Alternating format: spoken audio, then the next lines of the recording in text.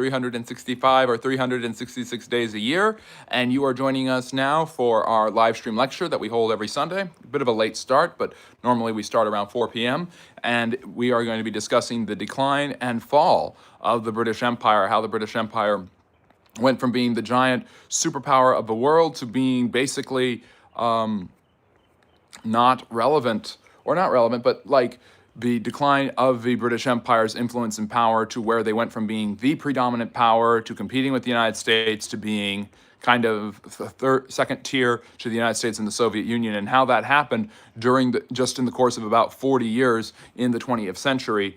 And to do that, I'm going to have a nice background to join me. So I'm picking up a background right now, and there it is, just what I was looking for. This is the British Empire at the height of its power. And I know this background doesn't show the entire British world, but it does show a large section of it. And of course, you can see the UK there, Ireland still part of the British sphere of influence. You also have Scotland, Wales, and England being the main entity of the British Isles. You can see India, the jewel in the crown, literally, of the British monarchs of the 19th and early 20th centuries was India. The Star of India was placed in the crown of Queen Victoria, making her the Empress of India in the 1870s. So there's a lot of great stuff to be talking about. They also built an extremely large contingency of power all over Africa, having the largest empire in the world. They controlled significant parts of the Middle East, either through a protectorate status or as a colony. They also controlled, and it's not on this map, but Canada, Australia, and Guyana in South America. So at one point in the early 20th century, the British Empire had a colony in every single inhabitable continent on Earth except for Antarctica. So about 25% of the world's population was British at the height of its power, or part of the British Protectorate, or part of the British Commonwealth. And I will be getting to defining those terms. But before we do that, if you like and enjoy history, consider liking and subscribing. Joining the Friendly Neighborhood Historians is as easy as that. We've just past 8,000 Friendly Neighborhood Historians. And so for the next hour or so, we will be discussing how the sun never set on the British Empire and how it declined and fell in its prominence after the height of its power was eclipsed in the early 1920s. We will also be having probably some time for Q&A and ask me anything about this topic or other historical topics, as we usually finish these lectures with some time to spare. And so we are going to be looking at, you claim a part of Antarctica, but did you ever really settle it? No. Anyways, so so we're going to be talking a little bit about how the British Empire went everywhere and did everything and its decline. And to unpack that further, we need to properly define our terms here at the Friendly Neighborhood History channel and make sure to show some love to my wonderful moderators while I'm doing that, Harry and Simon, who are across the pond, listening to this and being ready to fact check me about any mispronunciations or missteps I have concerning the incredible British Empire and what they have been able to accomplish. Harry, do you know about the treaty that kept Antarctica from being colonized in the 1960s? There you go. Yes. So I first have to define some of our most important terms so that we can understand how decolonization, colonization, the Commonwealth, protectorates, what are these things that I'm going to be using interchangeably? So defining terms is always obviously important. Now, in referring to the British, obviously the most dominant power in the British Isles is England. So England is not all of the British. The British refers to England, Scotland, and Wales. The United Kingdom refers to Ireland, formerly Southern Ireland, as well as the rest of Britain. I'm going to be using British and English interchangeably because the English became the predominant power on the islands, then eventually built a giant empire called the British Empire. The British Empire Great Britain, as it's known, really starts in 1707 when Scotland and England are officially politically unified. And this is not a housecoat. This is my Friendly Neighborhood smoking jacket. So there's different terms that we can use to define and describe the British Empire. The British Empire refers to the empire that came out of Great Britain, and it obviously had a series of colonies. Now, colonization is a process usually referring to Europeans by which certain areas of the world were taken over by and settled by certain people from other parts of the world, and the British tended to have a lot of these colonies. The most famous British colonies were the 13 colonies, which became the United States, which was the first example of decolonization, the process by which a colony gains its independence either slowly and peacefully or quickly and violently or some combination thereof.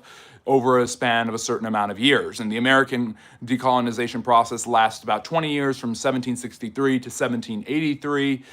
To the north, the British had just taken control of Canada, and to make up for their loss of land, resources, and a taxable income in America, with 13 colonies after they were decolonized, the British started to settle, including their prisoners, on the island continent country of Australia. So Australia became one of Britain's biggest colonies, settled there originally by James Cook. It was well known to the Europeans before then, but the British really get a foothold on that, doing imperializing, which is the process of creating an empire and taking your values and your power and your strength and flexing it so that you can control a certain area. It's similar to colonization. So imperialism, colonization, decolonization. The British imperialized, colonized, whatever you want to say, Australia and then New Zealand with the Maori people there, forming various treaties, violating them at certain points, and asserting their dominance and technological expertise to be able to keep control over the Maori and Aboriginal peoples of New Zealand and Australia, respectively. So there's a lot to be proud of for being British. There's a lot to be impressed by with their history, imperialism, wars against native peoples, the seizing of native lands. All of that process is not something that necessarily is the proudest accomplishment for the British Empire at this time. So what do the British succeed in doing? So we have colonization, we have decolonization, we also have imperialism, so I've defined all of those. There are two more things the British form. So they've got colonies in Africa. They've got India becomes one of their biggest colonies. Australia is a colony. They lost the 13 colonies. Canada is a colony. There are a few more terms to define. There are dominions, which become part of the British sphere of influence, which are self-governing, but owe their fealty to the British Crown and the British Parliament, and have the same foreign policy. And dominions include places like Canada and Australia. There's an entire process, and mainly countries with a large Angloid population tend to become dominions later on, like Canada and Australia, where they're allowed some form of self-government, but they are controlled by and part of the British Empire. And so there are dominions, there are colonies, there are also protectorates. Protectorates are not direct colonies that the British control, but they are areas where their influence runs deep, and they run the foreign policy of that country while also helping to influence its economic and political systems. A great example of this was their protectorate in Palestine and their protectorate in Afghanistan. After what I call the Second World War, what we all call the Great War, or World War I, what many of you might call, the British assumed protectorates in many places of the Middle East after having defeated and crushed Ottoman control of these areas. So there's crown colonies, dominions, and protectorates. And so some of the protectorates include Palestine, which be the Mandate, the protectorate, where the British control their foreign policy and many of their political situations, but as time goes on, they are planning to give them their full autonomy and full independence and freedom, and that eventually happens with Palestine in 1948 when Israel declares its independence and the Arab-Israeli War starts. And the conflict between the Arabs and the Israelis sees the British take their hands out of it, and there's instantly fighting. So there's also,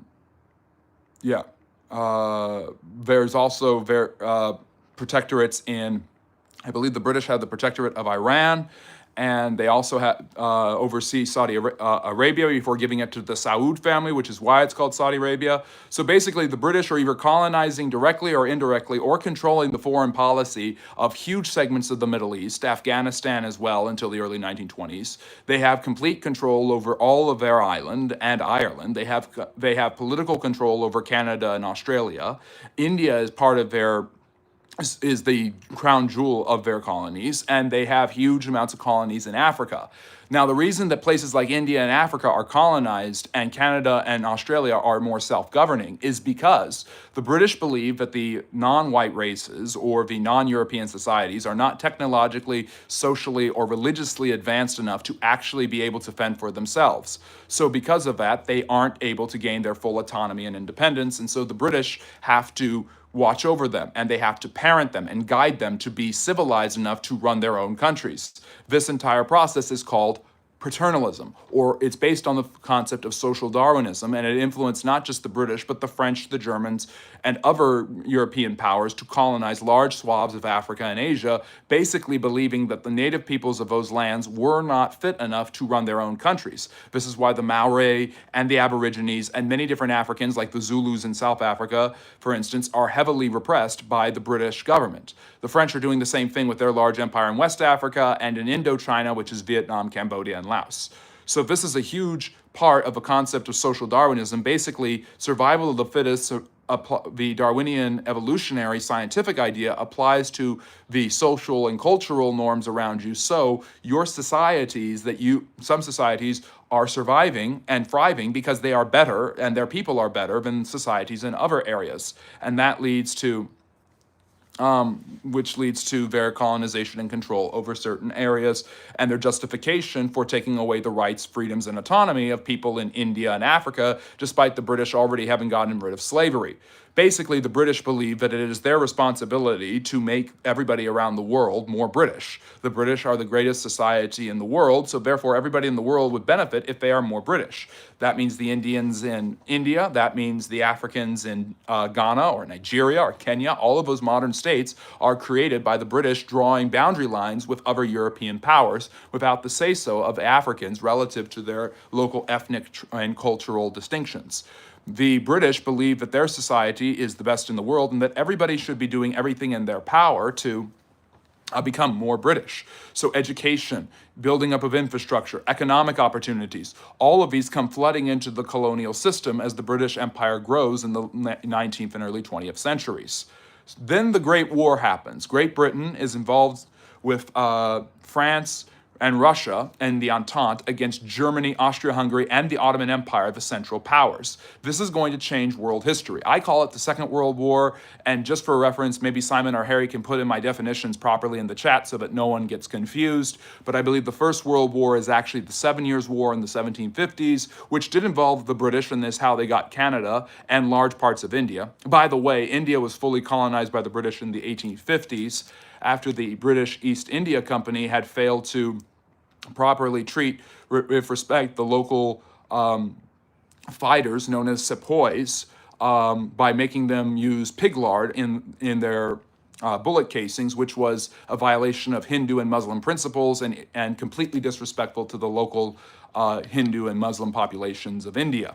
So the British, ever since 1850, had directly administered India and had made it their prize colony. When I refer to India, I refer to India, Pakistan, Bangladesh. That entire subcontinent was controlled by the British. They had also colonized Burma, which you can't quite see on the map, Singapore, and in a series of wars over opium trade in China, had defeated the Chinese, the declining Qing dynasty, and taken over Hong Kong, which was one of the most important British holdings, a huge seaport for trade and influence for the British Empire throughout the 19th and 20th centuries until it was returned to the Chinese in 1997. Pay attention to that year because it's going to be extraordinarily important. So basically, it's good to see everybody, by the way. Ratman, long time. Tyreeb, great to see you again. If you're enjoying this, remember to like and subscribe. I'm talking today in our live stream lecture about the British Empire, its rise, and especially its decline. So the Great War happens, and Britain relies on its colonies, be it Canada, who has a mutual defense pact as part of the British Dominion. Later, by the way, in the 1980s, Canada will receive its full independence, its full political autonomy from the British, with the Maple Leaf Act, which basically means Canada is no longer part of the British sphere of influence or empire, but it is still part of the Commonwealth. That's the last term I'm going to define. The Commonwealth is a system the British created in which former colonies can still benefit from international protection, mutual defense pacts, and economic treaties. Basically, agreement to continue to break up, but to still be good friends is basically the way the Commonwealth system works. So yeah, the British at the beginning of World War II, what you call World War I, and we can all agree to call it the Great War, the war to end all wars, relies on its colonies, whether through mutual defense as part of their dominions or Commonwealth, or through colonial crown colonies, as they are called, belonging to the British Crown, the monarch, in this case a man named George V, to fight for them. This means that there is fighting in Africa.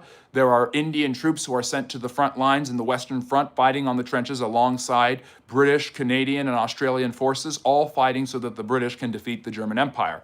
The German colonies are attacked by the British and French African colonies, which happens quite commonly, and so the British rely on all of their colonies to contribute.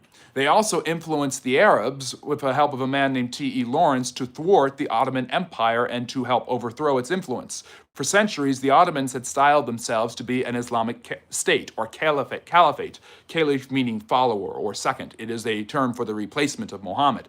So the caliphate that the Ottoman Turks had supposedly amassed was when they had captured the two Muslim holy sites, Mecca and Medina. By the way, today is the traditional date of death for Muhammad in 632 AD.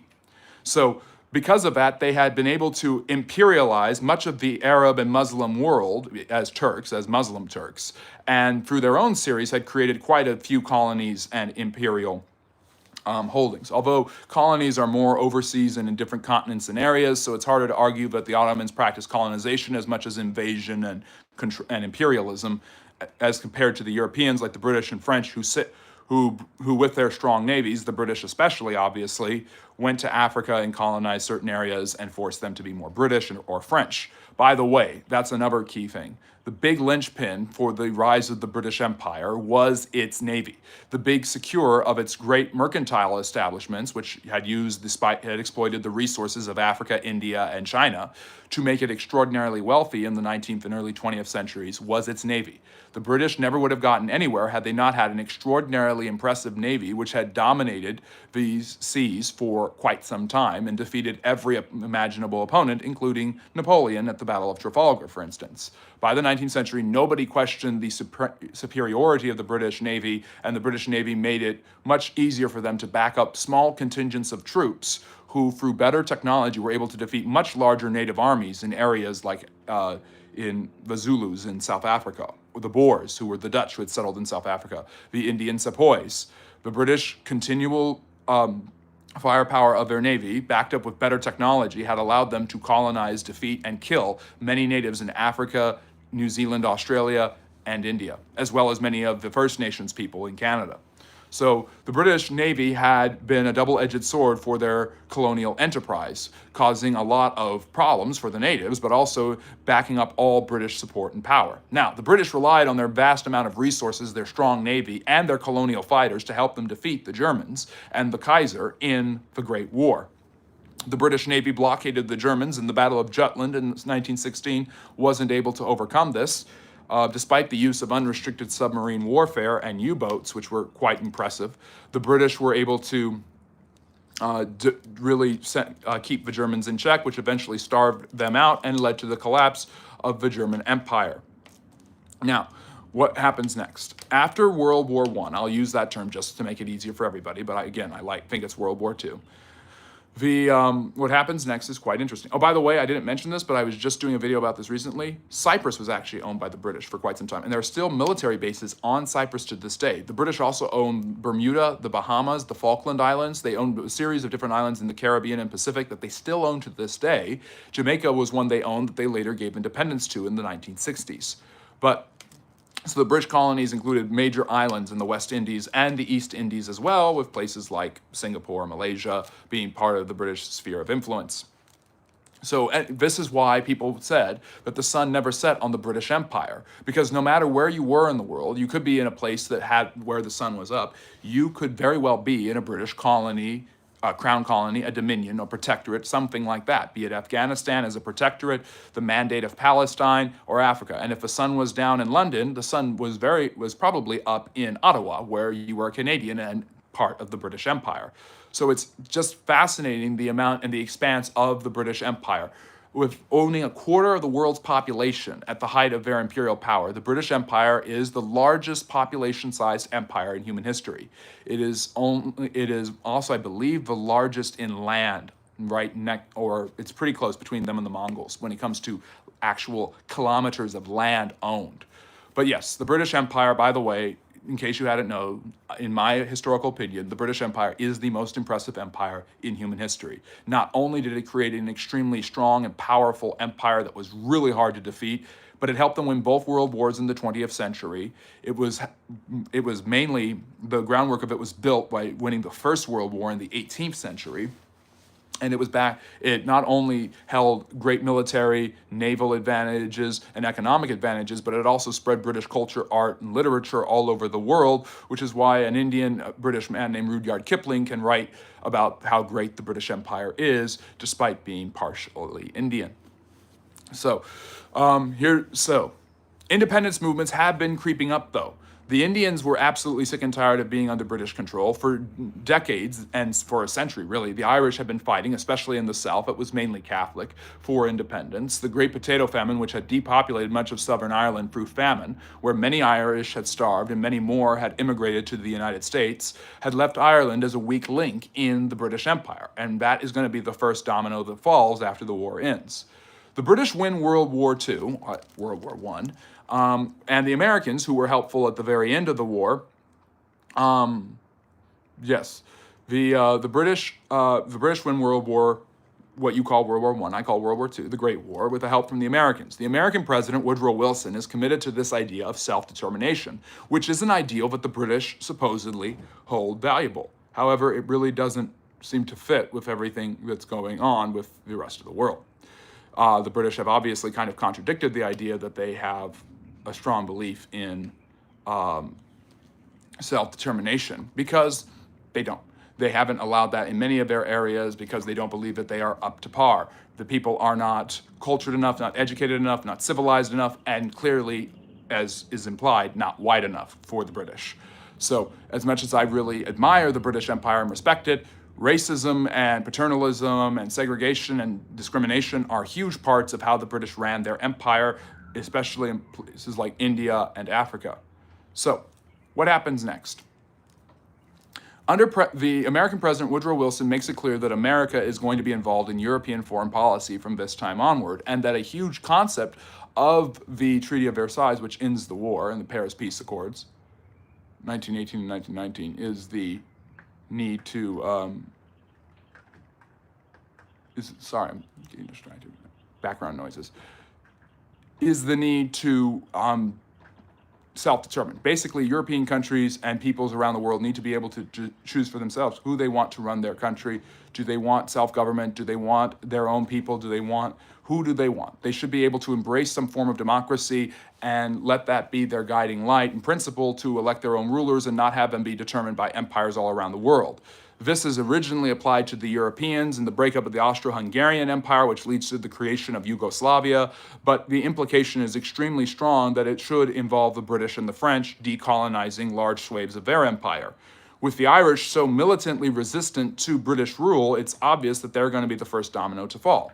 So in 1921, after the war is over, the British cap off with the largest extent of their control, controlling Iran and Iran and Palestine and all of Ireland and India and large portions of East Africa, Egypt, South Africa, Ghana, Nigeria, Guyana in South America, Jamaica, Bermuda, the Bahamas. So my point is this. In 1922, things start to change. The first major decolonization in 150 years since the Americans happens when Southern Ireland gains its independence, with Dublin becoming the capital, and the fight for Northern Ireland will continue for 70 years, with the land of Ulster, as it's partially known, part of Northern Ireland is Ulster, remaining part of the British because it is mainly Protestant. So the UK remains intact because of that and because of the Isle of Man and the Isle of Wight to this day, with Great Britain still being England, Scotland, and Wales, with Scotland and Wales still choosing to be part of the English sphere of influence and control. So that's the first breakdown, but that really doesn't matter too much. The British Empire is still wildly in control, wildly powerful, and still Rule Britannia is the song many people around the world are singing. But violent movements are breaking out in Africa and India to basically gain autonomy and freedom from the British Empire. And the Indian National Congress, originally dismissed as a militant terrorist organization, eventually gains a lot of legitimacy thanks to the teachings of Mohandas Gandhi, who preaches nonviolence and civil disobedience and hunger strikes and an embrace of Indian culture as a way to actually gain independence. Muhammad Ali Jin, meanwhile, is also protesting the same for the Muslim population of the Indian subcontinent, which continually wants independence from the British. And as these movements gain political and civil legitimacy, the British seemingly cannot ignore them as much as they could before. They cannot dismiss them, and responding to them with violence doesn't seem to work. The British start to give more and more self-ruling attributes to the Indian subcontinent, but clearly do not want to lose the large access to supplies, resources, and spices that has made India a covetous place for many Europeans for almost 5 centuries now. The Portuguese and the Spanish were interested in them in the mid-15th century. So, what happens next? The 1920s happened with all of their affluence, but there's a lot of things going on. There's a lot of questions of the political future of many of these areas, and independence movements are starting to gain traction in many of these areas. In 1917, at the same time, although the British are going to assume responsibility for controlling many Middle Eastern territories that were once Ottoman, as them and the French once again carve up the Middle East without much contribution from the Middle Easterners themselves, they start to develop what their protectorates will look like. The British get Iran, Saudi Arabia, and Palestine. In 1917, Alfred Balfour, the Foreign Secretary, determines that because of the resettlement of Jews in their ancient homeland in Israel, that there should be, this is called the Balfour Declaration, a Jewish state in Palestine, comparable to an Arab state in Palestine, which is eventually divided by the British, and in 1948, Israel gets its independence, and that leads to the two-state solution that has never quite stuck since then. So that's one example. In 1932, the British, with a huge post-colonial tie of relying on continual amounts of oil reserves, which petroleum becoming one of the biggest cash crops of the 20th century, much like cotton was the cash crop of the 18th century, oil and petroleum is the cash crop of the 20th century, except it's not a crop, and they're going to rely on the Saud family in Arabia to continually be their partners. This will lead to the creation of OPEC and British Petroleum, BP, which is still in the news to this day, and will create a lasting tie between Saudi Arabia and the West that lasts to this day. The British also control Somalia and Yemen, which they will give independence to, I believe, after the next World War.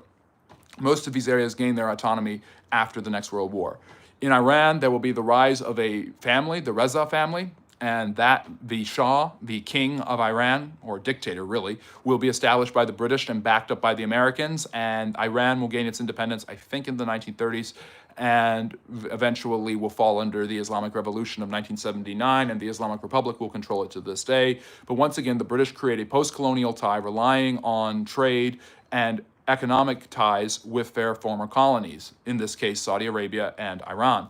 In 1922, Afghanistan, which had hated the British taking over their foreign policy and making them a protectorate in the 1870s, demands independence and gets it, as the British lose the Third Anglo-Afghan War, being unable to control the mountainous area of the tribalistic peoples of Afghanistan, meaning that a lesson is made that the Soviet Union and the United States do not learn from in the next century.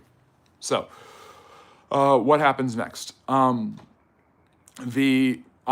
the biggest interruption to all of this is the next World War, with the Germans trying their absolute best to dismantle the British influence over the world and the British Empire. They really put the French on the kibosh early in that war, and the British and the Americans, along with the British colonies, will continually fight against the Japanese, Germans, and Italians. The Italians and the Germans make many strikes in North Africa against French and British colonies there, particularly Egypt. And with the help of the Americans, General Bernard Montgomery is eventually able to push the Germans and Italians out of North Africa, and the Americans attack at Sicily and Italy. So this is, again, now we're into World War III, what you call World War II. The Japanese, after seizing French colonies in Southeast Asia, will then attack the British, going through Thailand to basically attack Singapore and Malaysia, while also invading Burma, which is now modern-day Myanmar, on their route to get to India. They will also strike at British colonies in the East Indies and try their absolute best to attack Australia. So the British will need the help of the Americans in the Pacific theater of the war to keep the Japanese at bat, while also supporting the Chinese and Jiang Jiechi and Mao Zedong in their efforts to undo the Japanese invasion of China, known as the Second Sino-Japanese War. Once again, another world war has happened, and British colonials of African, Native, Middle Eastern, Indian descent are dying for the British Empire.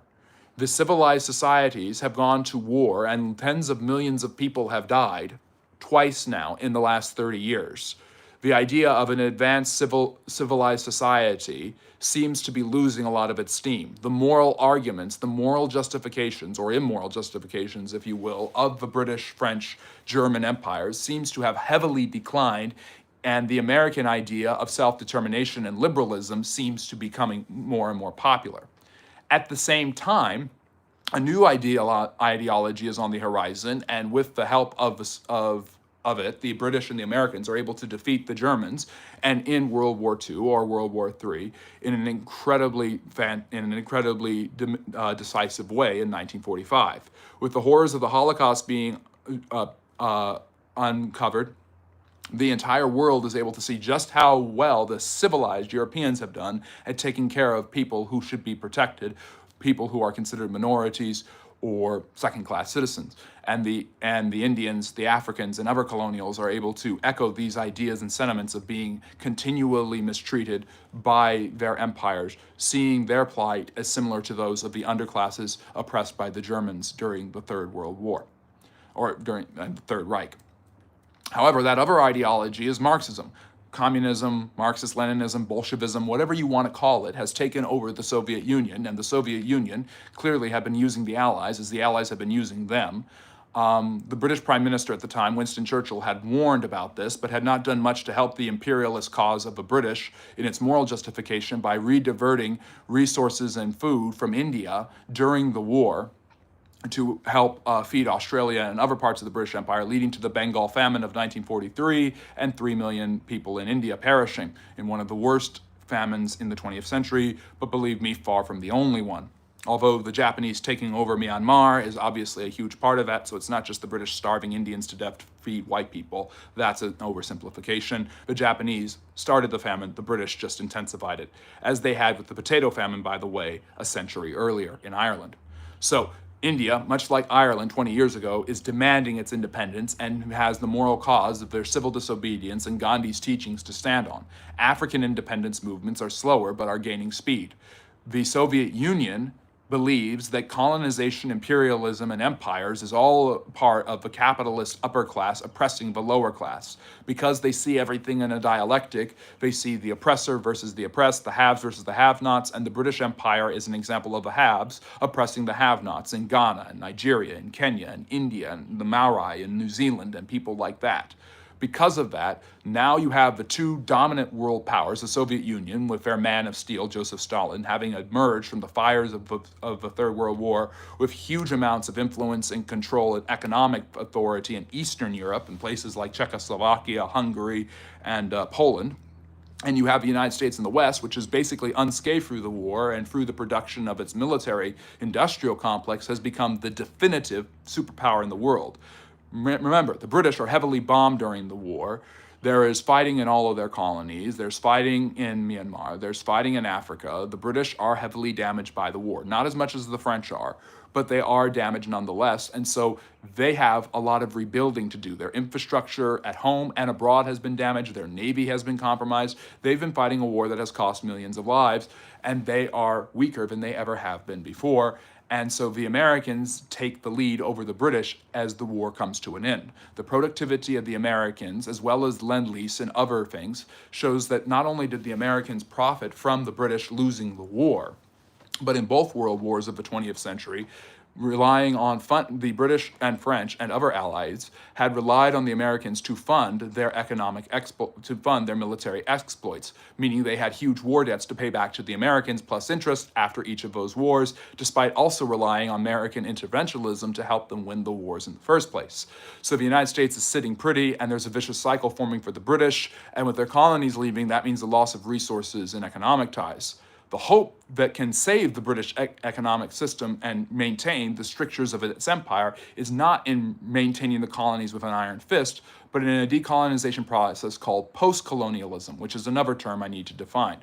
Post-colonialism is basically the idea that all of these colonies need to have continual ties to their colonial overlords in a way that will benefit them. To take out all of the political, economic and militaristic sides of imperialism while maintaining the benefits of imperialism, such as the infrastructure, economic exchange, and educational opportunities. The British put this on the table and start this process in Africa in the 1950s. It's a sped up process because pressure is mounting between the Americans in the West and the Soviets in the East, who are both anti-imperialist. The British, seeing no backup from the Americans whatsoever, give up India in 1947 as the Indian people vote for independence and then immediately divide themselves into two countries, but it becomes three countries: India, West and East Pakistan, which East Pakistan will become Bangladesh in 1971. The British leave this area without too much in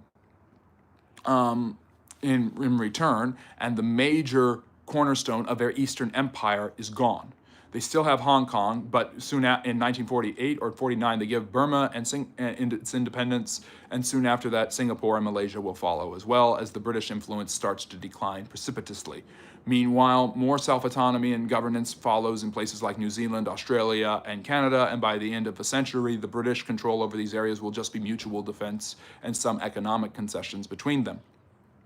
Throughout the 1950s, the Americans and the Soviets are both looking to influence Africa, and this is not just because of their ideals, it's because of the rise of the Cold War. With the Cold War starting, the Soviets are looking to spread communism wherever they can. The Americans are looking to keep it from spreading any way they can, even by supporting awful dictators like Perón in Argentina, for instance, or Manuel Noriega in Panama, a little Latin American history. This obviously also includes the British giving up Guyana. And Jamaica follows in the 1960s as well. But obviously, Africa becomes the hotbed of the fear of the spread of communism. The Americans believe that if the British and French just abandon their colonies, these colonies will appreciate this attempt at self-government and will embrace Western capitalism, liberal democracy, and these things, not knowing that the bitter resentments of many of these African colonies is that the British Empire represents capitalism, liberal democracy, and all of these other attributes. Because of that, they don't have much affinity for it and want different forms of government. As the British decolonize, the process is sped up as the Americans continue to put pressure on them to do so, in the fear that otherwise communist revolutions will break out all over Africa, and Africa will fall under the sway of communism with all of its people and vast resources. So the process that probably could have taken a lot more time and been a lot more peaceful and a lot more friendly between the British and their different African colonials is sped up throughout the 1950s. Despite opposition, sometimes violent opposition, such as from the Mau Mau in Kenya, the British turn these areas slowly but surely over to native African populations. In 1956, I'm trying to remember the first one. Sudan, south of Egypt, gains its independence. Egypt had been a protectorate of the British for a while. It had not been a full laced colony. It's either a protectorate or a dominion. And so the Egyptians will gain their independence under Gamal Abdel Nasser in 1954, full autonomy from the British, and he will immediately, and fear of him creating a Pan-African and socialist movement and embracing the communists, will lead to the Suez Crisis in 1956. And for me, this is where the British Empire really gets on the elevator and hits downward. Sudan is decolonized in 1956. Ghana a year later. By 1963, Kenya has gained its independence. South Africa will do so, I think, in full independence. It was a dominion before. It had political autonomy, but it will gain its full independence in 1962, with the Dutch Boers taking over and creating the apartheid system where the South African natives were not able to self-govern. So thank you, Samuel, for liking and subscribing. If you're enjoying this, please do the same. So you have independence spreading like wildfire in British and French colonies. The French are fighting in Algeria and Vietnam, by the way, to hold on to their colonies. The British will fight at certain points, like in Kenya with the Mau Mau. But generally speaking, the British actually are pretty peaceable in most of their efforts, except for this one moment, and this is the moment that I believe the British Empire really falls behind the Americans and the Soviets, and it's clear to the entire world that the British Empire is in decline. The 1956 Suez Crisis. Gamal Abdel Nasser, the leader of the Egyptian military, attempts to nationalize the Suez Canal. Built by the French but run by the British, it had been a symbol of the British's economic dominance, being able to access the Red Sea and then the Indian Ocean through the Mediterranean. The Egyptians believe it belongs to them. The Americans and the Soviets agree with Nasser. The Americans don't want Nasser, don't want to violate Nasser's autonomy and thus push him into the Soviet camp. The Soviets hope that this is another chink in the armor of the imperial powers. The British and the French and the Israelis all see this as a bad thing. Britain and France see it as them losing their imperial control in Africa and the Suez Canal in particular, and the Israelis know that Nasser wants to destroy Israel, and so they want to destroy Nasser. This leads to the Suez Crisis, where they attack the Suez Canal and then are warded off, and the British are warded off by President Eisenhower as the Americans turn on their longtime ally, the British. And despite supporting many of their decolonization and post-colonial efforts, the British say enough is enough and refuse to back up the British, demanding that they cease fire and return the Suez Canal to the Egyptians. And the British, who have a chance to fight right now, choose not to do it. The Americans don't want the British to, Harry, you're right. They didn't support nationalization, but they really didn't, they wanted the British to leave the Egyptians alone.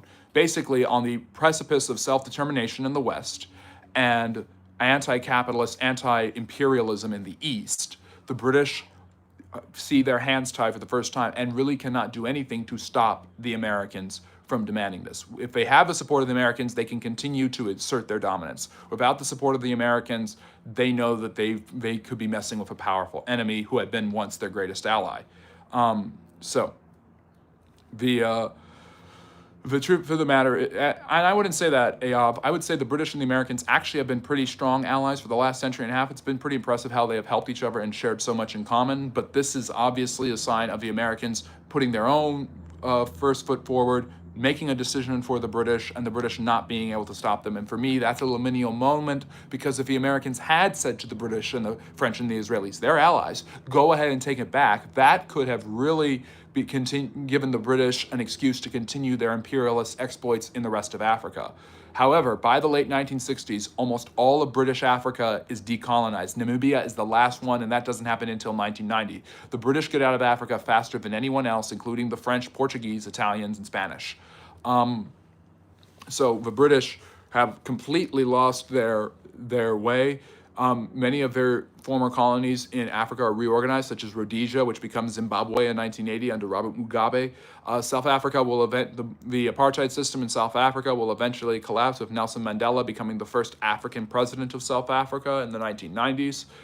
India and Pakistan will continue to fight between Hindu and Muslim majorities, respectively.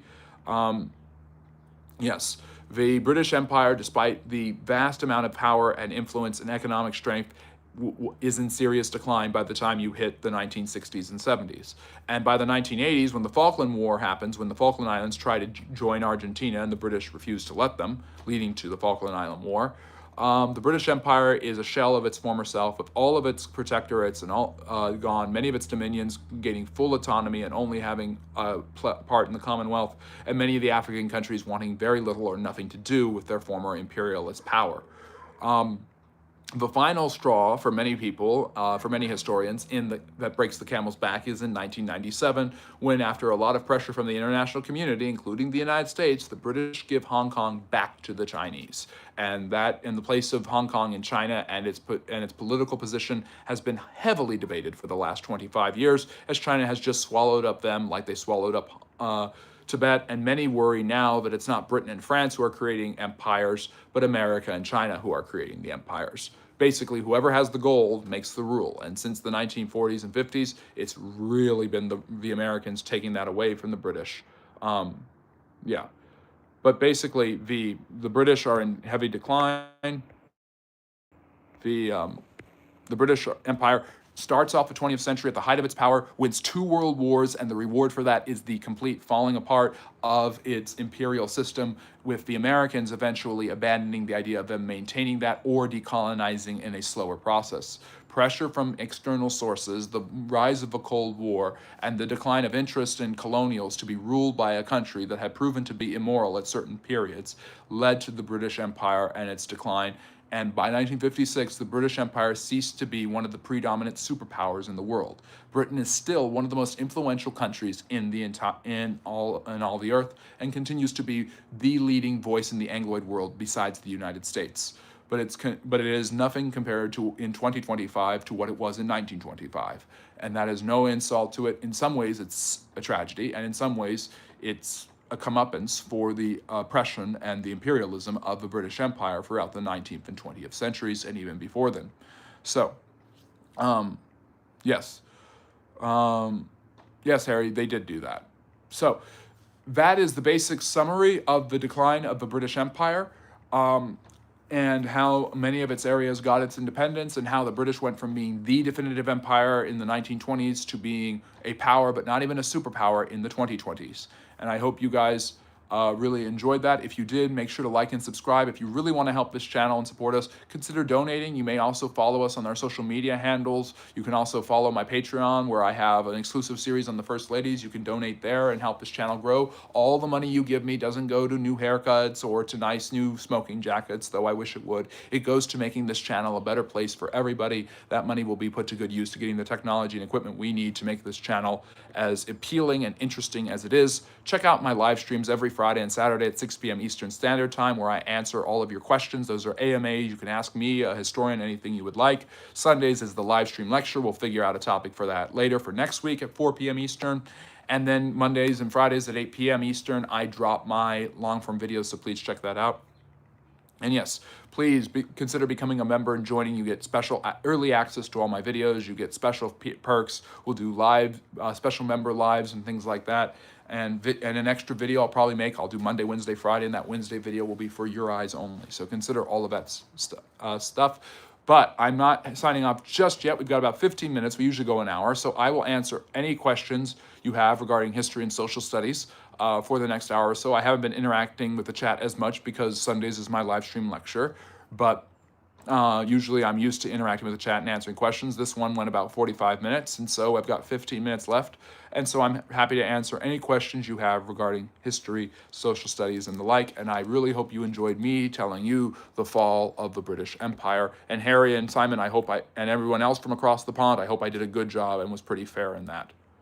So,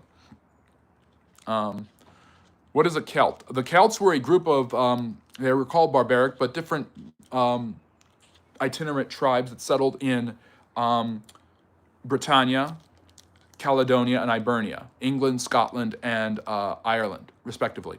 And also a group of Celts called the Gauls and the Franks settled in what is now France. So, do you think Britain should have done the transfer of sovereignty against the wishes of the people of Hong Kong?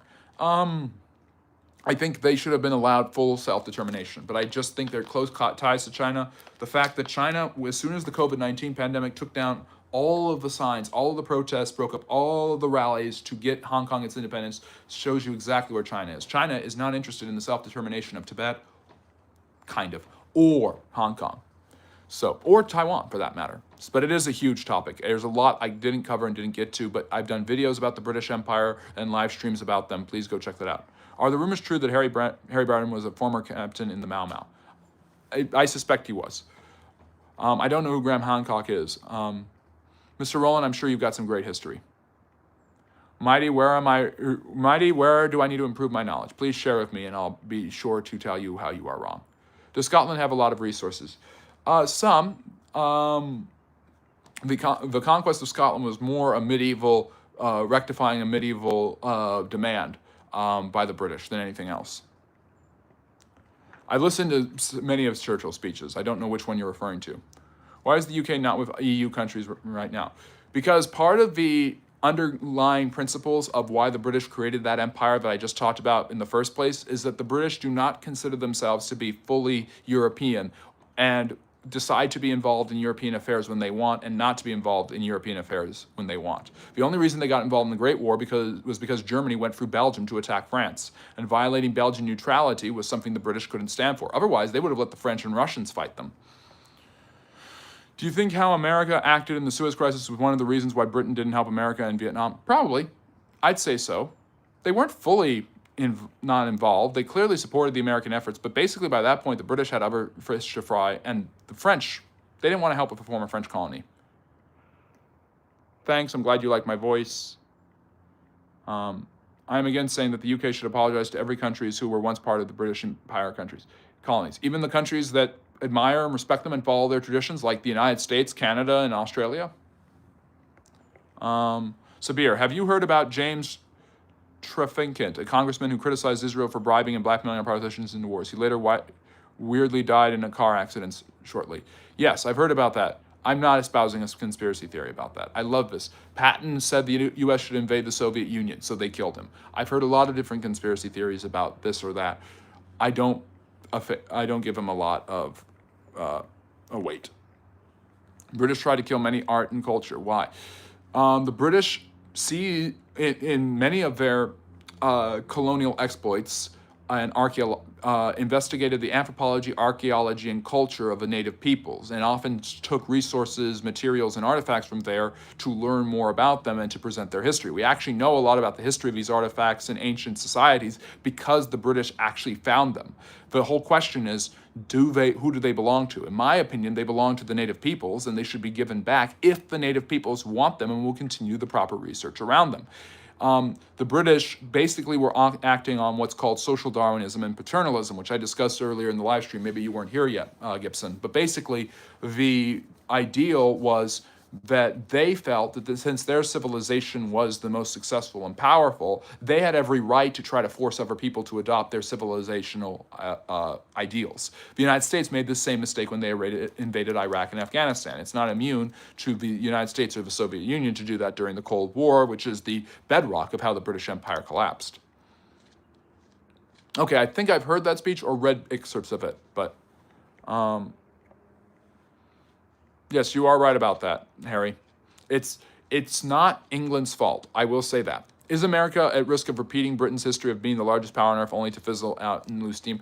Every single hegemonic or imperial power has collapsed. You become bloated, you become overly confident, you make mistakes, you pay for the price, your prestige dies. Don't underestimate the value of prestige and morality in this narrative that I've just given you. The British prestige of being able to claim we are the superior civilization was immediately challenged after the Great War and doubled down and tripled down after the Third World War and the Holocaust. So for me, it's obvious that Gandhi, a peaceful, kindly man, has the moral high ground over Churchill in the case of decolonization. Although Gandhi was not a pure man by any stretch of the imagination. Just look at what he did with the case system. I haven't tried the Crusader Kings yet. I have a Mac and I have a PC, and my PC's old and slow, and I can't play any game that's like anything in the last 10 years on it. My point is that you can't, the people of Hong Kong like Chris Patton and did not want to go to China and did not want the system of government in Hong Kong changed. Then the British should have never let them go. So, even UK also should apologize to Canada and United States. I don't think so. I think that the US and Canada owe Britain a lot. There are incredible attributes to being British. Common law, trial by jury. The American political system, the American constitutional government that was created by the founders is Roman and Greek. We know that, but it's also British. The British had a Bill of Rights. The British had a constitution. The British were the first ones to put the brakes on the power of the king. The British were the first with, although Switzerland kind of had it, the Burgundians, the Dutch, but the British had the first makings of republican government centuries before the Dutch Republic, centuries before the American Republic in medieval Europe. So yes, I think there's a lot that the United States, Canada have benefited from thanks to the British. That there should be a thank you as easily as there should be an apology.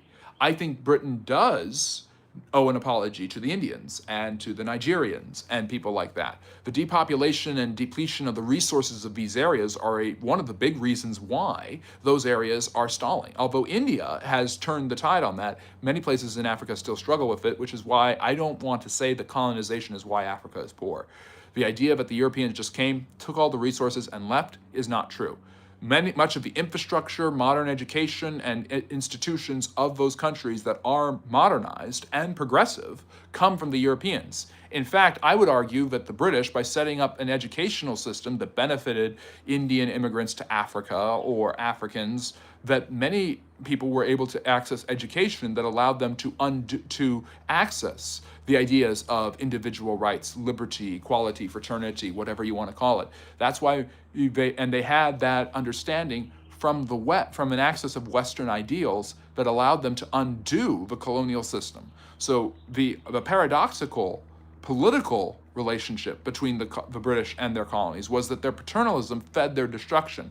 Oh, these poor savages, they should be educated. Well, let's educate them in literature and politics and government and democracy. Well, then these children have grown up and they've turned it around on you and said, you are not abiding by this because you are not giving us our freedom. It's a fascinating thing to me, the paradoxical and self-destructive nature of British paternalism and French paternalism and German paternalism. It applies to all the empires. It applied to the Spanish. Yes. And I would love to go to Bermuda, one of the colonies that's still part of Britain. No British want to spread only Christianity. There were many British people who believed that the best way to civilize people was to bring them the Christian faith. Look at David Livingstone, you presume. Which language and culture did they try to destroy? I do not, boy. I'm reading a really good book right now on, I've still been reading it, but it's thick and it's massive and it's expansive and it's into it, and I can't read like 20, 30 pages. I can, but I like to go page by page almost in how much I can learn. But Lucy Whitting's book on the Tudors, I'm about 3/5 of the way done with it. Yeah. The Americans did force them to, because self-determination, because it was overtones to China that the United States made during the 1990s. And Hong Kong does deserve self-determination. I agree with you there. The people of Hong Kong liked how the British ran the place. They liked the freedoms of being British, and the Americans and the Chinese should not have forced us to give the people up. I understand that, and I agree with you, Harry, but remember just how the British got Hong Kong. Think of the Opium Wars. Think of the opium dens. I didn't talk a lot about this, but Britain basically used opium as a way to opiate the masses, as Marx might say, in order to basically create a compliant society that was open to their trade and cultural influences, and the idea of, and created spheres of influence in China that brought over all sorts of European colonialism that the native Chinese hated, that caused the Qing dynasty to revolt with the Boxer Rebellion. And the Americans eventually got involved and say, hey, everybody needs to trade. We'll have an open door policy. A lot of the colonialism and hatred of the West from the Chinese, although they already had it before then, comes because of the British and the Opium Wars. It's a horrible, the way the British got Hong Kong is terrible, perhaps even more devastating than how they got India. Have you seen economical clause French applied to their African colonies before they left? Yes, a little bit. The French were very, very upset that they had to give up West Africa, but they destabilized all their power when they lost most of the control during the war with the Germans in the 40s. I totally agree with you on African colonization. Actually, China and Asia catching up so fast is very impressive, and old African colonies should have been able to catch up even more. Nigeria, Ghana, Burkina Faso, and South Africa all have a chance to catch up. It's not impossible to catch up. India proves that a former British colony can catch up. It's not impossible at all. You have to be able to provide a proper service. You have to have the right infrastructure. It's not, and a lot of those underpinnings were put in there by the imperialists. I compared it yesterday to driving into somebody's house with my car, crashing in it, and Tarib, thank you so much for that, crashing into it, and then leaving them, and then using their insurance to build a new wall. Yeah, it's nice, but look at all the damage that was caused. And Mr. Rollins, you're in the right place. Is there a book that has a summarized version of the history of a world? Oh, geez. Norton had a good textbook that summarizes it, but it's still like 1,200 pages. Yeah. Let me see. Do you think the Holy Roman Empire is the most stupid name for a country? It's one of. It was neither holy nor Roman nor an empire, and I don't like the historians who are trying to push against that. But I don't like. I mean, Rhodesia is a name of a place that's just literally named for a British colonizer, making the Africans work for the British. Cecil Rhodes, who I didn't get to talk about, tried to draw a train from Cairo to Johannesburg, and the British named a country in Africa after him. I don't know what Sengiz is saying, so I have no idea. I can't weigh in there. Yes. Yeah, Harry, it is relevant because one of the things that it is relevant if you want to study the history of it. So, understanding the history of why a country got a certain colony is a huge reason why those colonies want their independence. Being happy with the British running them is fine when the alternative is the People's Republic of China. Yes, I know that the Chinese Empire was in steep decline. The British exploited that. I'm not saying that it was a good thing. I don't think it was a good thing. I'm not saying it was a good thing to decolonize Hong Kong. What I am saying is you have to take into account the way the British got Hong Kong into why the British gave up Hong Kong. And that is, by the way, considered the end of the British Empire. Powerful do you believe the Roman Empire was? On a modern scale, if we were going to go proportionally genuine, that's a great question. I think they would be one of the world powers, not as great as the Americans or the Chinese, but they would definitely be pretty strong even today. But that's proportional. Imagining either we had their technology or they had ours.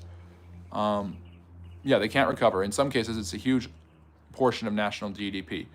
That's true, but India has recovered. Africa has not. There's a lot that goes on there, and Africa is absolutely ginormous, enormous. It's huge. I mean, to say Africa is almost unfair of me because there's many different parts of Africa that sub-Saharan Africa has a totally different experience than North Africa. North Africa is far more stable than sub-Saharan Africa in many cases. There is a huge issue of Islamic terrorism and radicalism in Africa. South Africa and its resources was not only a huge draw for the British, but has become a huge draw for the international community. China is buying up land and influence and making huge economic and political concessions and overtones to the Africans of different stripes in different countries. So, did all the wealth from the Roman Empire go into the Vatican? Kind of. Most of it went to the Eastern Roman Empire. Do you think the Roman Empire was greater than the British? No. More interesting? Maybe. But the British Empire is amazing. Is it really true about the Europeans sold mirrors and compasses to tribes in exchange for gold? Sounds like something they would do. Yes, I heard something about that. If you search David Irving, a British historian, he brings a different and interesting reason why the British Empire collapsed quickly. I would be happy to look into that. And Zimbabwe was doing better under us than they are today. Robert Mugabe, that's the two words you need to know. Maybe this is a good way to connect to the lecture, but this could be a live stream lecture of its own. Why is Africa poor? Why does Africa struggle? What does post-colonial Africa look like? Well, when the British and the French and all the other Europeans left, they had left countries that were not bordered correctly according to different ethnic and tribal groups. And that led to a lot of fighting and civil wars and all sorts of horrible things, such as in the Congo. And also the Americans tried to go in and overthrow anyone who was a communist. That didn't help with Lumumba in Congo, for instance. But you also have the Houthis and the Tutsis in Rwanda, and what that led to in the 1990s. But you also have power vacuums, and you have strong leaders of tribes gathering all. It's not who has the goal; it's who has the gun makes the rule in Africa in the late half of the 20th century, and that's why you have Idi Amin. That's why you have Muammar Gaddafi. That's why you have all of these Julius Nyerere. And then you have, of course, Robert Mugabe, who's probably the most notorious in Zimbabwe. You have various different extremely powerful dictators who, along with their bureaucratic friends and allies, plunder huge amounts of wealth and resources, and they're known as kleptocrats, kleptocrats,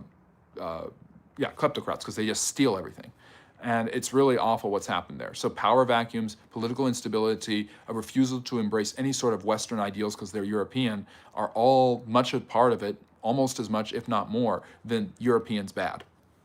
We can't overgeneralize or oversimplify things that are as complex as an entire continent and what it looks like and why. The two African countries to skip colonization, by the way, are Liberia and Ethiopia, and both of them are heavily struggling, although Ethiopia is a lot stronger than Sudan, for instance, to the south, and Sudan is even weaker now because of the South Sudan and the war there now. A lot of people know about Ukraine and Russia and Israel-Palestine, and now it looks like India-Pakistan, although that's cooled down, but a lot of people don't know about the war in South Sudan. I would argue that the British Empire still exists to the extent they occupied 6 countries. They call it that, but it really doesn't mean much. What do you think about the Crusades? So I think the only crusade that was justified was the first one because it was successful. I completely understand the reason for the Crusades and why they happened. And I don't stand in condemnation of the Crusades. I stand in condemnation of the extremisms of the Crusades, the slaughter of the Jews, the slaughter of the Muslims, the slaughter of the Byzantines. You have to understand that the Crusades would not have happened had the Seljuk Turks, the first major Turkish group, not taken over the Muslim Middle East and then started persecuting Christian pilgrims and trying to steal more land from the Byzantines in Anatolia. So, yeah. It's not even about the alternative to China. It's about they were happy with how the British were running the place and half of the Legislative Council was elected. That's nice, but that's an oversimplification again, because you also have other things going on with terms of recognizing and acknowledging history, which is something that the West does a lot and maybe does too much. But understanding how the British got Hong Kong is part of the reason why they gave it up. And Abu, hello. Scotland and Wales are part of Britain, so they're part of the British Empire. I don't know if it's stupid. I just don't agree with it. If it wasn't for the British Empire, you may not have the best culinary delicacies so readily available, like cheddar cheese, fish and chips, and meat pies. I do like that. I do love cheddar cheese, though. Makes a great macaroni and cheese. I do it from scratch. I don't have my whiskey glass with me with the cigar holder in it today, unfortunately, that I usually drink tea out of. I forgot to get it before we started. And yes, you wouldn't have tea, except for India and China and all the other places that make tea. And Thailand, that are in Vietnam, that are not British. Tea doesn't come from Britain. I hope you understand that. But that's a good legacy of colonialism.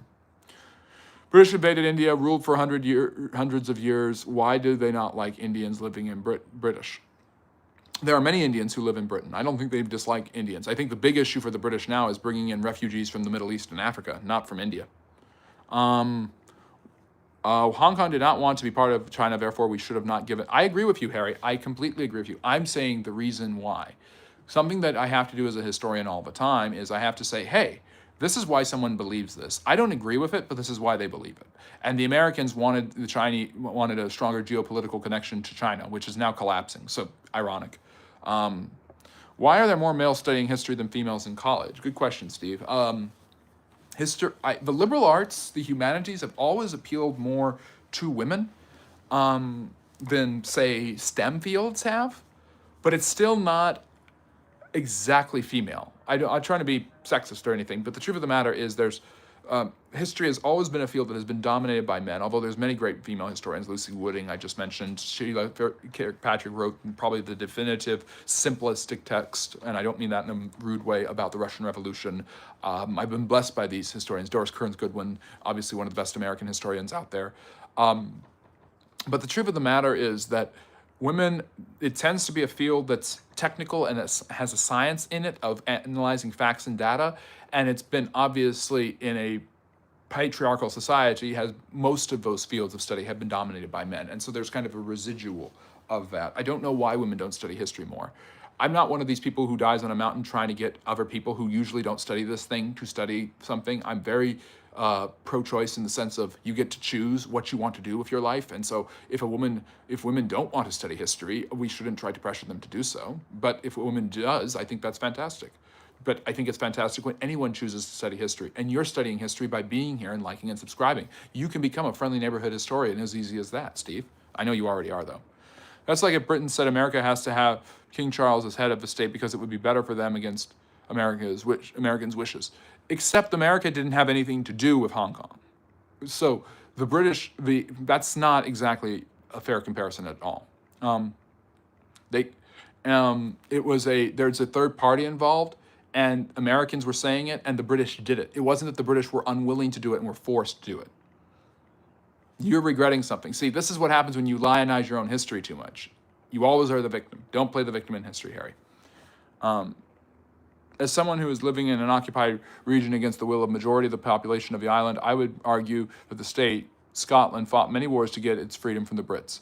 But Thomas, the Scottish continually vote. Oh, you're Irish because Mick is not Mac. But the Scottish continually vote to stay part of England. So yeah, Scotland did not fight any wars against the British Empire. That's completely untrue. They did before the British Empire was the British Empire, and hopefully I will get them, Rockstar. I appreciate that. Hungary is saying Ottoman Empire could have crushed British Empire if Arabia had not revolted against them. No. I'm sorry, maybe in the 1700s or 1600s, even the 1700s, but by the 1800s, no. The Ottomans needed the British and the French to save them from the Russians in the Crimean War. The Ottomans needed the Ottomans were considered the weakest power in Europe, the sick man of Europe. They were the weakest empire in Europe, and the British just exploited the Arabs to undermine the Ottomans, which is why you have T.E. Lawrence, which is why you have Lawrence of Arabia, which is why you have the rise of Prince Faisal and the Saud family in Saudi Arabia, and the British attacked them from Egypt. And so, no, the Ottomans were not in any shape in 1914, 15, 16, 17, and 18 to stop the British. The British could have easily decimated them. The Gallipoli and Dardanelles campaign failed, but that is because the British really didn't put the firepower into it and were more focused on the Western Front. It was a bad idea. The Turkish were well defended on that side of Asia Minor, and it really wasn't going to go anywhere. Has there ever been any country that has lived in peace since creation? No. The national dish of England is widely considered to be chicken tikka masala. Hey, it's not a bad dish to pick. I love Indian cuisine and Indian culture. We should do an entire lecture on just Indian cuisine. To agree, however, just because one nation managed doesn't mean others had the same conditions. As I said, French colonies in Africa are free on paper, but their economy isn't. They're still paying. Yes, that sounds like something the French would do. I don't know if it's true for Ghana, though, or Nigeria. Plus, Northern Ireland mostly wish to stay with the UK. Yes, it's about this. The argument's about self-determination. I agree with the self-determinists. Hong Kong should be free. Ireland should stay part of Ireland, and Northern Ireland should stay part of the UK. Jacobite War of 1745, the post-union between England and Scotland. So Thomas, those are the Jacobite Wars. Was the Stuarts trying to take control of the British throne from the Hanovers through the descendants of James II, and tried to use the Scottish, who were their most favorable area, to exploit them. That's not exactly a Scottish Revolutionary War. Does China have a claim to take over Thailand? If you could explain that, as I don't understand why is America so strong defending Thailand. Not Thailand. Thailand is completely separate. It's Taiwan. Taiwan, what was called, the British called Formosa. I don't know if the British ever colonized. There are native Taiwanese people, and then there are Chinese who fled to Taiwan. The National Republic, or the Republic of China, under Jiang Jiechi, better known to the West as Chiang Kai-shek, in 1949, and the U.S. has backed him because they believe he's pro-democratic, and the Chinese are communists, and communism bad because Cold War. Salt really uses a currency in the Roman Empire. Yes. Not true. About the 6 occupied countries, recent study shows that 48% would vote for unification of Ireland and 12% undecided. Technically. But every time they do vote, it always looks like they're going to leave, and then they stay. Happened with Scotland a few years ago in their referendum. Oh, Rodolfo, great to see you, by the way. Please show some love to my moderators, Rodolfo, Harry, and Simon, who've done such a great job. 800 years of oppression. Yes. That sounds like a very Irish perspective to have. And I understand exactly why you have that perspective. And by the way, the Scottish oppressed the Irish too. The Scottish tried to set up farms and invade Ireland several times. Yes, there is many different nuances, AI. No one's going to surrender to the nuance claim more than me. I feel bad about Native Americans. They gave so much to pilgrims who came from Europe. Instead of being grateful, they killed Red Indians. Oversimplification. Go check out my live stream lecture and my video on the first Thanksgiving and the myths surrounding that. The truth of the matter is the idea that the pilgrims showed up and wanted to immediately enslave them was not true. They believed that they were sinners who needed to be saved, and they were savages and provincial. And once again, the issue of technology is what really mattered. The Indians used the pilgrims as allies against other Indians. It wasn't until Metacomet, King Philip as he was known, that the colonials of Massachusetts Bay really turned against the natives of Massachusetts. And that wasn't until the 1670s, so 50 years later. Do you think the Israel-Palestine tense situation is partly to blame on the British Empire? No. I hate the idea of blaming the British Empire for the Israel-Palestine, because they did what they could to actually create a fair and even partition, and it never worked. That is its own bucket of worms, and the British aren't responsible for it. What the British are responsible for is giving the Hashemites Jordan, when Jordan, the Transjordan area, was supposed to be the Arab state of Israel, of Palestine, and Israel was supposed to be to the Jews. That could have actually solved a lot of problems, but the Hashemites and their influence in Syria and Iraq spread to Jordan, and you have a rise of the Hashemite kingdom, which continues to oppress Palestinians to this day. Everybody talks about the apartheid Israel is doing, and I understand why and where those people are coming from. But remember that the Jordanians and the Lebanese oppressed the Palestinians too. The Egyptians let them die in Rafah rather than opening their borders to them. Just saying. and Israel, obviously, the bombings and deprivation of resources. It's just not that it's not just the Israelis who are causing suffering to the Palestinians. It's that everyone in the Middle East is causing suffering to the Palestinians, despite their cultural, religious connections, more so to the Islamic Jordanians and the Arabs of Saudi Arabia than to the Jews. So, yeah. Anyways, I hope we don't get too much far into that. But that was an honest question, and we get asked about it a lot on this channel, but I just need to say it because it's important. There's a lot of Londons in America. Yes, there's a London in Texas. There's a Paris, London, and Rome in Texas, believe it or not. Yes, Harry, I agree with you. You're arguing from a particular point, and I agree with your point. I'm giving the context of why people disagree. So unless I'm playing devil's advocate, we're not disagreeing. Since mankind, how is it possible that in the last 100 years we have internet, cars, planes, exponential technological growth in the last century and a half since the Industrial Revolution outpaces all human development and technology for the previous 5,800 years of history? It's crazy the way technology has changed everything. Technology is why the British colonized in the first place. It was a technology that brought them to Africa, that got them slaves, and then brought them back for colonization. And please join the channel, give a donation if you want to help us out. The Irish also fought for the French, Italian Papal States, Mexico, Spain, Portugal, and the United States, to name a few. That's true. That's why most of the Irish are here. America had a lot to do with Hong Kong. They were the reason we were forced to give Hong Kong back to China. The Americans did force us to give Hong Kong, as America was fully aligned with China. Yes. And yes, the North Irish do continuously vote. Before you finish, can I confirm the new time on Friday? 6 p.m. Eastern. Yes. I do 6 on Friday and Saturday. I changed it because we were getting more people earlier on Fridays. Yeah, that would make sense, Harry. It's one of those cult. Okay, I did not know that. Thank you for sharing that with me. I love Indian food. Prefer Jaffarizia over tikka masala. I have to try it out. Sakur, hello. Thank you for joining and subscribing. Have you fought or been told you have a photographic memory? I've been told that, yeah. I mean, it's not photographic. I can't remember, like, if you tell me, I can't remember things exactly as they happen in my own life, but I can remember historical facts pretty well and make connections. What I don't know if it's photographic. There's another name for it. I make the connections and my mind jumps, hey, this snaps with this, and my synapses, and there we go. Let me see here. Click all notifications. You have to do all that. If you want to read my stuff, if you don't like the sound of my voice, but you like the history I talk about, go check out my Substack where you can read my take on the Elon Trump feud and why it's Folderoy and utter nonsense. I'm an American. I don't share more than that. Good Friday Agreement. The Irish nationalists face the mass persecution from the loyalist death squads in the so-called unbiased police force. Even still, the PSNI persecution exists. Yes, I know. I'm not a fan of what the British did to the Irish, especially during the potato famine. That's why most of the Irish are in America. The American empire is currently about to crumble. It could possibly be that way. But we're not about to crumble. We're growing. So please like and subscribe. Hello, Pradeep. Catching up with the chat. Our rights in America are nothing but an illusion, sadly. I'm trying to catch up with the chat and get through everything, Pradeep. That's why I'm saying things so fast. Yeah, Will Randy, you're probably right about that. America has a hegemonic empire, not a land empire. Dixie, look into how the Palestinians have been treated. Them being oppressed and used as a political... I mean, Hamas oppresses the Palestinians. The Palestinian Authority oppresses its own people.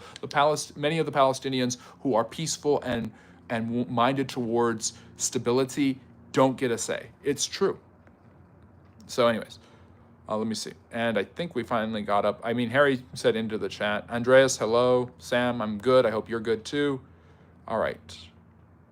Ben-Gurion's journals explicitly discuss the demographic problem of the population opposing an obstacle to the Jewish state in Judea and Samaria. Sounds like something he would have said. And he knew as soon as he declared independence, they were going to start fighting. That's why the Arab-Israeli war happened. And Hars got here. Thank you, Hars, for joining us.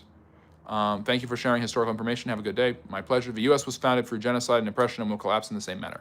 How about no to the first and probably no to the second? Because that's reductionist. And hopefully you've learned that history is more nuanced than that in both the lecture and my Q&A, which has gone over.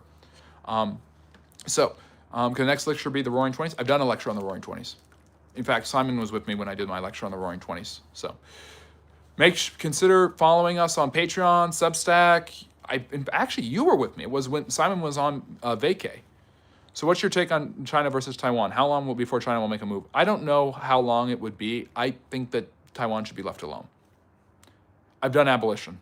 We're going to have to think of another topic. Harry, thank you so much for recommending this topic, though. It was an excellent one, and I was able to get into a lot of it. The money begging Israel. Hey, I'm a poor historian. It's a poor field, so yes. It's not actually PHMLB. That's again overly simplistic. Africa it will not be a superpower because continents do not become superpowers. Maybe Nigeria or South Africa will be. Did you make a lecture on Germany? If not, will you make one soon? I've made lectures about the German Empire, I think, before. Why did Genghis Khan want to take over the world? It was just easier if he did that, and he was able to marry and have more children. Interesting. Shakar, I talk about political science on the channel. So, and who will be the next superpower? I think China's pretty much there, if not almost there. Progressive era. Castles of England. I'll have to see. We'll figure this out next weekend. But I'm going to sign off now. We've gone 20 minutes over, and we've done a half an hour Q&A following the 45-minute lecture. But I hope you guys enjoyed about the British Empire and its decline. Wild Randy, their population is increasing, which will mean their economic development increases, which means their educational access will increase, which means their culture will increase, meaning their IQ will increase. It's all connected. It's all culture. Good luck on your finals. I hope you do a great job. If you're taking your history final, you're going to ace that. You probably don't even have to take the test. You probably have an A no matter what you do. I hope everybody has a great week. Take care. And remember, like and subscribe if you haven't. Kind of Rockstar. We can talk about that more later. Somewhat. All right. Take care. Have a great week, and I will see you next Friday for 6 p.m. for our next Q&A. Ask me anything. Check out the long-form video dropping tomorrow on Monday, and we've also got Saturday's Q&A and Sunday's live stream lecture. Have a great one, and remember, love history.